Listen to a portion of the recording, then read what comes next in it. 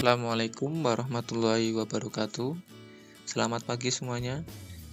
Pada kesempatan kali ini kita akan belajar sejarah Indonesia bab 1, kelas 10 untuk jenjang sekolah menengah kejuruan. Pada bab 1 ini kita akan belajar tentang peradaban awal yang ada di Kepulauan Indonesia. Pertama-tama, coba simaklah gambar peta Indonesia yang ada pada slide atau terpampang dengan jelas. Ini adalah peta Indonesia di mana masih dalam bentuk menyatu dengan wilayah Malaya yang ada di Asia Tenggara. Ini adalah perkiraan peta Indonesia yang terjadi pada masa dulu kala. Apakah kalian tahu? Ternyata dari gambar peta tersebut kita ketahui Indonesia itu terletak di 3 lempeng benua. Yang pertama adalah lempeng Eurasia, yang kedua Indo-Australia, dan yang ketiga adalah Pasifik. Ketiga lempeng tersebut mengalami tumbukan yang mengakibatkan terjadinya atau munculnya beberapa pulau yang menjadi wilayah Indonesia. Jadi, dengan adanya tumbukan tersebut menciptakan tekanan yang sangat besar, terutama pada lapisan kulit. Lapisan kulit ini adalah berarti lapisan daratan, di mana semakin lama tumbukan ini, desakan dari dalam akan mengalami pergerakan atau pergeseran ke arah atas, sehingga membentuk paparan-paparan yang luas. Ini berarti adalah berupa daratan. Daratan tersebut akan juga mengalami dominasi atau beberapa bentuk yang lain, mulai dari pegunungan ataupun yang lainnya. Sehingga Indonesia dikatakan adalah wilayah yang sangat rentan terhadap tumbukan dari ketiga lempeng tersebut. Kita contohkan saja. Pada tahun 2010, kita ingat benar bahwa pada tahun tersebut mengalami sebuah peristiwa yang sangat besar, yaitu adalah di Aceh, di mana mengalami gempa bumi yang mengakibatkan terjadinya tsunami. Ini adalah salah satu bentuk kecil yang mengakibatkan adanya peristiwa di masa depan, sehingga peristiwa yang sekarang ada itu ada hubungannya dengan kegiatan atau peristiwa-peristiwa pada masa prasejarah. Nah, sebelum lebih lanjut, coba perhatikan peta konsep berikut ini.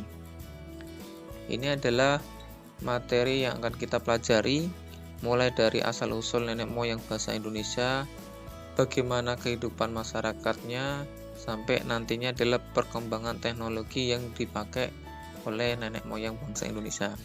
Tapi pada kesempatan kali ini kita akan mempelajari dari awal, yaitu adalah sebelum mengenal tulisan dan terbentuknya Kepulauan Indonesia. Langsung saja. Yang pertama yang kita akan bahas adalah subbab, yaitu peradaban sebelum mengenal tulisan.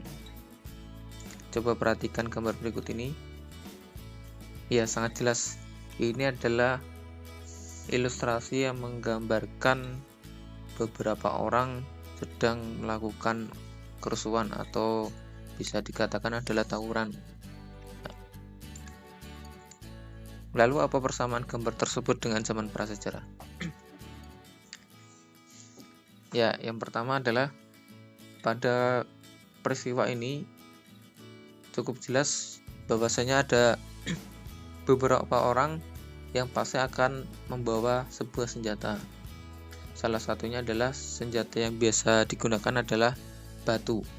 Nah, batu ini pada zaman prasejarah atau pada masa zaman purba ini digunakan dalam kehidupan mereka. Tetapi apa perbedaannya? Perbedaannya adalah batu yang dulu dipakai itu adalah untuk kegiatan atau menunjang kegiatan mereka. Tapi kalau sekarang batu yang digunakan adalah yang digunakan untuk sebuah kegiatan yang tidak ada manfaatnya. Lalu persamaan apa yang kedua?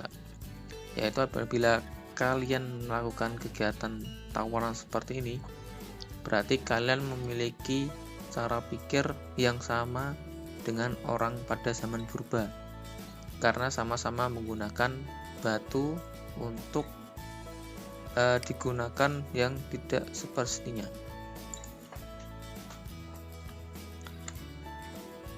Selanjutnya, sebelum mengenal tulisan, ini kita kenal dengan istilah zaman aksara.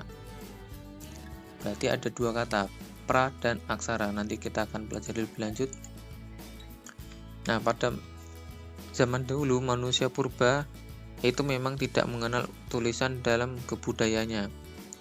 Nah, zaman ini disebut dengan zaman praaksara. Kapan berlangsungnya zaman praaksara? Yaitu berlangsung sangat lama. Tentunya ini adalah berhenti sebelum kehidupan manusia telah mengenal yang namanya tulisan. Mari kita pelajari lebih lanjut. Jadi praaksara ini adalah istilah baru yang digunakan untuk mengganti istilah prasejarah. Karena prasejarah ini istilah yang kurang tepat, karena bahwasanya yang namanya prasejarah berarti zaman sebelum adanya sejarah. Padahal kalau kita ketahui, sejarah itu pasti telah menggambarkan perkembangan kehidupan. Kita lihat seperti istilahnya, artinya adalah pra berarti sebelum, sejarah adalah sebuah sejarah atau bertepatan dengan peristiwa. Sehingga apabila diistilahkan dengan prasejarah berarti sebelum ada sejarah.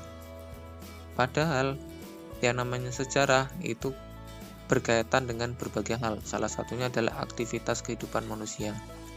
Sehingga dalam kenyataannya, sekalipun belum mengenal tulisan, makhluk yang dinamakan manusia pasti sudah memiliki sejarah dan sudah menghasilkan kebudayaannya sendiri. Sehingga para ahli lebih mempopulerkan istilah praaksara dibandingkan istilah prasejarah.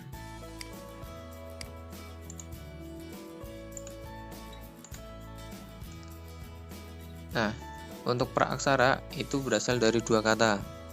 Yang pertama adalah pra yang berarti sebelum, sedangkan aksara artinya adalah tulisan. Jadi, menurut pengertiannya, praaksara adalah masa kehidupan manusia sebelum mengenal yang namanya tulisan. Nah, istilah ini bisa kita pakai dengan istilah lain yang namanya adalah nirleka.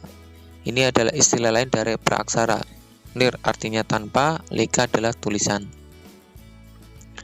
Zaman praaksara sudah terjadi sejak manusia ada, sampai nantinya terhenti ketika manusia telah mengenal yang namanya tulisan. Walaupun tulisan di sini belum berarti tulisan seperti alfabet ataupun yang lainnya, tapi masih dalam berupa seperti kode yang mereka pahami sendiri. Nah, untuk cara meneliti atau mengkaji kehidupan zaman praaksara ada dua, yaitu berdasarkan penelitian dengan ilmu arkeolog atau arkeologi dan ilmu geologi dan biologi. Untuk arkeologi berarti adalah mengkaji tentang bukti dan juga jejak ketinggalan fisik seperti lempeng artefak, monumen, candi, dan sebagainya. Sedangkan untuk geologi berarti berdasarkan terkait dengan bumi atau ilmu kebumian.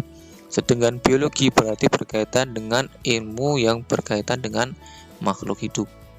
Karena bios itu artinya hidup, logi itu dari kata logos yang artinya ilmu. Ini adalah dari pengertian dari bahasa Yunani. Geo, bio, dan bio. Nah, data etnografi yang menggambarkan kehidupan masyarakat praaksara ternyata masih berlangsung sampai sekarang.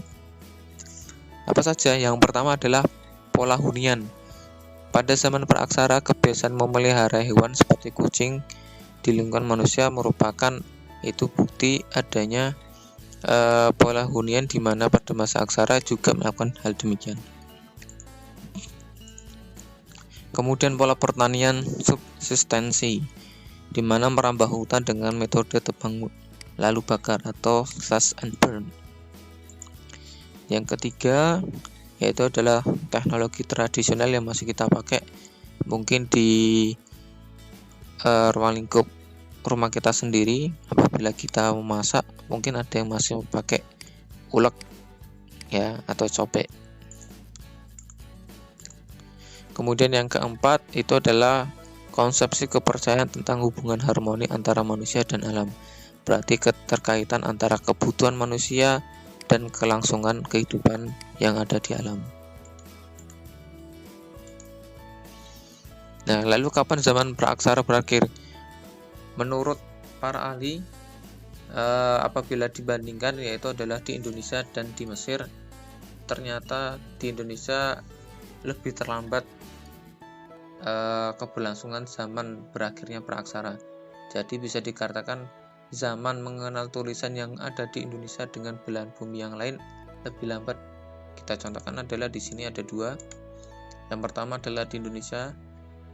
Jadi di Indonesia masuk mengenal yang namanya aksara itu baru di abad ke-5 Masehi. Sedangkan untuk di Mesir dan Mesopotamia itu sudah mengenal tulisan sejak sekitar sebelum Masehi, yaitu sekitar 3000 tahun. Jadi lebih awal di daerah Mesir daripada di Indonesia.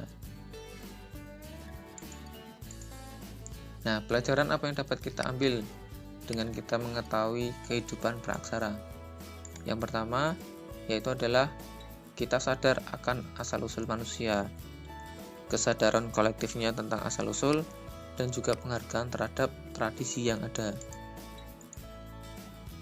Kemudian yang selanjutnya kita dapat memetik pelajaran bagaimana belajar dari kegagalan mereka yang telah menimbulkan malapetaka bagi dirinya atau bagi orang lain. Kemudian yang selanjutnya yang ketiga, menjadi inspirasi untuk pengembangan nalar kehidupan dan sebagai peringatan. Apalagi kita yang namanya ilmu semakin lama semakin berkembang. Kalau dulu belum ada transportasi, pada zaman sekarang sudah ada. Dulu belum mengenal yang namanya tulisan, sekarang sudah ada. Jadi di sini adalah perlu adanya inspirasi untuk pengembangan nalar kehidupan. Kemudian selebihnya adalah untuk kecerdasan dan pikiran kritislah yang akan merangi kehidupan masa kini dan masa depan. Kemudian bab yang selanjutnya adalah terbentuknya kepulauan di Indonesia. Mari kita simak dulu beberapa teori yang menggambarkan proses terbentuknya alam semesta. Ini ada ilustrasi salah satu teori yang namanya adalah dentuman besar atau The Big Bang. Bisa kalian simak gambarnya. Tapi sebelumnya kita mengenal dulu teori-teori yang lain. Yang pertama ada teori hipotesis planetesimal dikemukakan oleh Thomas Chamberlain dan Forrest R. Moulton, di mana hipotesis ini mengatakan tata surya kita terbentuk akibat adanya bintang lain yang hampir menabrak matahari. Nah, seperti ini. Kemudian yang kedua adalah teori pasang surut bintang. Ilustrasi gambarnya adalah seperti ini, dikemukakan oleh James Jones and Harold Jeffreys tahun 1917, di mana teori ini sangat mirip dengan hipotesis planetesimal. Namun perbedaannya terletak pada jumlah awalnya matahari. Kemudian yang ketiga yaitu adalah hipotesis kondensasi. Ini yang terkenal oleh Gibbs Kuiper, di mana sampai sekarang ada yang dikenal dengan sabuk Kuiper. Dikemukakan oleh astronom Belanda bernama G.P. Kuiper pada tahun 1950 yang menjelaskan tata surya terbentuk dari bola kabut raksasa yang berputar terus-menerus yang nantinya akan membentuk cakram raksasa. Kemudian yang keempat yaitu adalah teori yang dikemukakan oleh Fred Hoyle, yaitu adalah hipotesis bintang kembar, yang mengemukakan bahwa tata surya berupa dua bintang yang hampir sama ukurannya kemudian berdekatan sehingga salah satu meledak dan meninggalkan serpian yang sangat kecil. Ini diibaratkan adalah ada dua bintang kembar.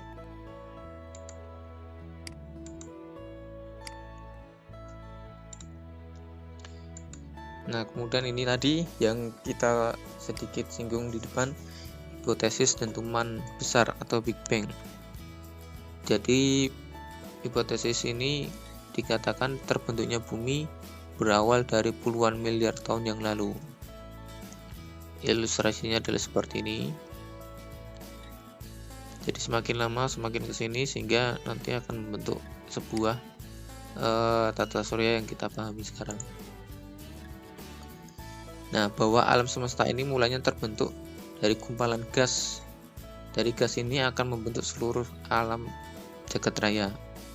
Nah, jadi apabila menggunakan teleskop besar oleh Mount and Wilson, bisa mencapai 500 miliar ya, 500 miliar tahun cahaya. Nah, ini dikemukakan oleh Stephen Hawking yang sangat terkenal ya dengan teorinya Big Bang. Jadi lebih rinci, yang pertama gumpalan gas itu meledak karena adanya dentuman tabrakan. Kemudian materi dari dentuman itu ya mulai berdesakan satu sama lain, tentunya dengan kondisi suhu dan kepadatan yang sangat tinggi. Contohnya adalah di sini ada sisa-sisa energi berupa proton, neutron ataupun elektron yang bertebaran ke seluruh alam. Kemudian yang ketiga yaitu sampai membentuk galaksi dan nebula yang nantinya membeku sehingga yang kita kenal menjadi sebuah galaksi. Salah satunya adalah galaksi Bima Sakti yang kemudian akan membentuk sistem tata surya. Nah, berlangsung berapa lama? Yaitu kurang lebih 4,5 miliar tahun. Jadi tata surya itu ada banyak, salah satunya adalah yang bernama galaksi Bima Sakti. Nah, bisa kalian perhatikan sistem alam semesta yang ada. Ini adalah the sun, ya, matahari, bumi di sini. Urutannya adalah Merkurius, ya, kemudian Venus, bumi, ya, kemudian Mars. Kemudian ini ada planet terbesar di tata surya kita, Jupiter. Kemudian Saturnus yang ada cincinnya. Kemudian Uranus, ya, dan Neptunus. Planet luar dan planet dingin. Sedangkan bumi kita itu ada beberapa lapisan yang nanti kita sedikit pelajari. Nah, proses evolusi alam semesta ini tentunya memakan waktu kosmologis ya yang sangat lama. Nah, ilmu paleontologi ini membaginya dalam 6 tahap waktu geologis. Ini bisa kalian pelajari lebih lanjut dengan searching yang ada di internet. Sampai nantinya berlanjut dalam proses evolusi bumi. Yaitu tentunya adalah semakin lama ada perubahan yang terjadi di permukaan bumi. Nah, ini berawal dari satu daratan yang mengalami tumbukan di berbagai penjuru seluruh dunia. Ini bisa diperhatikan tumbukannya di antara beberapa lempeng benua. Kalau di Indonesia tadi ada 3. Nah, ini adalah wilayah Indonesia yang nantinya menjadi calon wilayah Indonesia, yaitu wilayah Malaya. Dan ini berawal dari satu daratan memecah menjadi beberapa, termasuk Indonesia, yang lama-kelamaan memecah kembali terus menerus.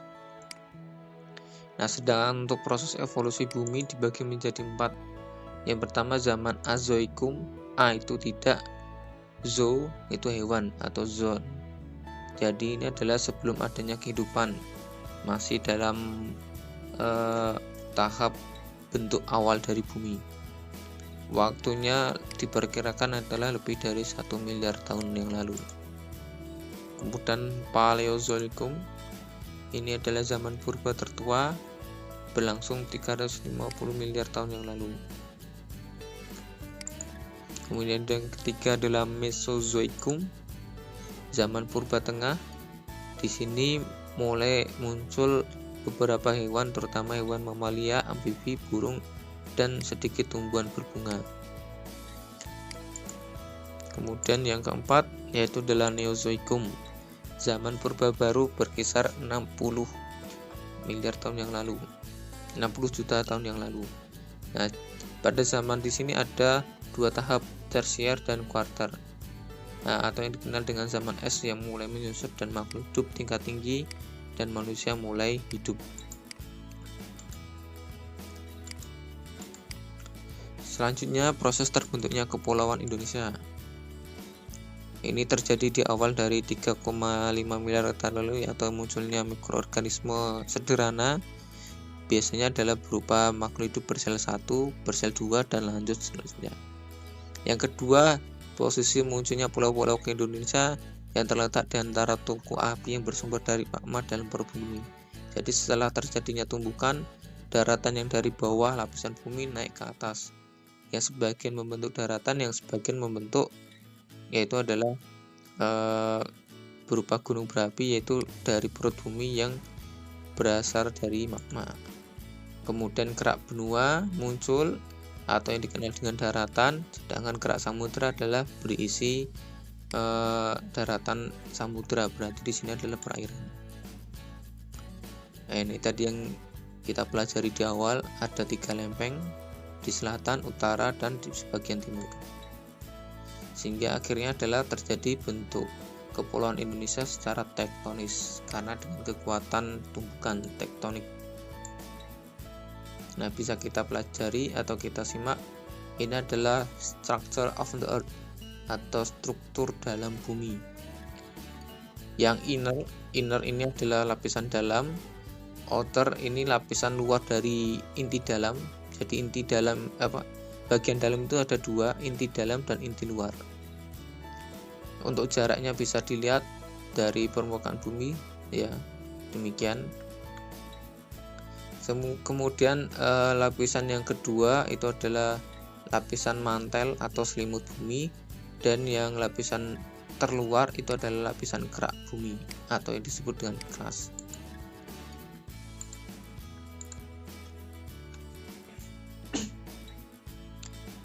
Nah, ini apabila kita belah seperti buah, bisa kita perhatikan untuk lapisan luarnya yang tadi dikatakan selimut dan kerak, ini ada lapisan yang namanya litosfer dan astenosfer.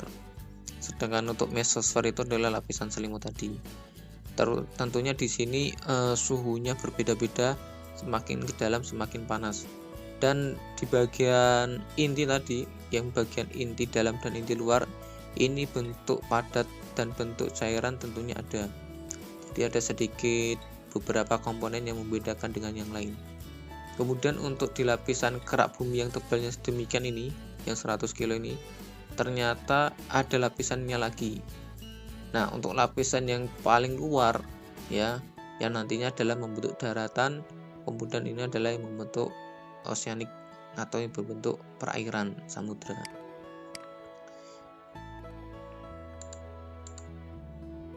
Nah, ini kalau dibelah menjadi 2 bagian, jadi ini tadi lapisan inti, lapisan selimut, dan lapisan kerak.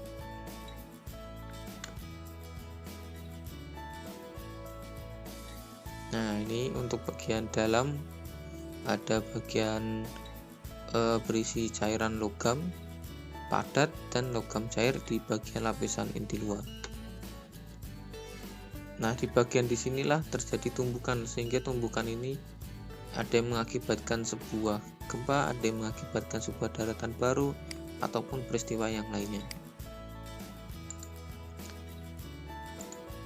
Demikian untuk pembelajaran kali ini. Untuk selanjutnya yang akan kita pelajari yaitu berkaitan dengan manusia purba. Apabila kalian belum paham, bisa diulang-ulang terus untuk materi ini, dan apabila sudah jelas, bisa kalian nantikan untuk pembelajaran selanjutnya. Jangan lupa klik tombolnya ya sobat. Terima kasih.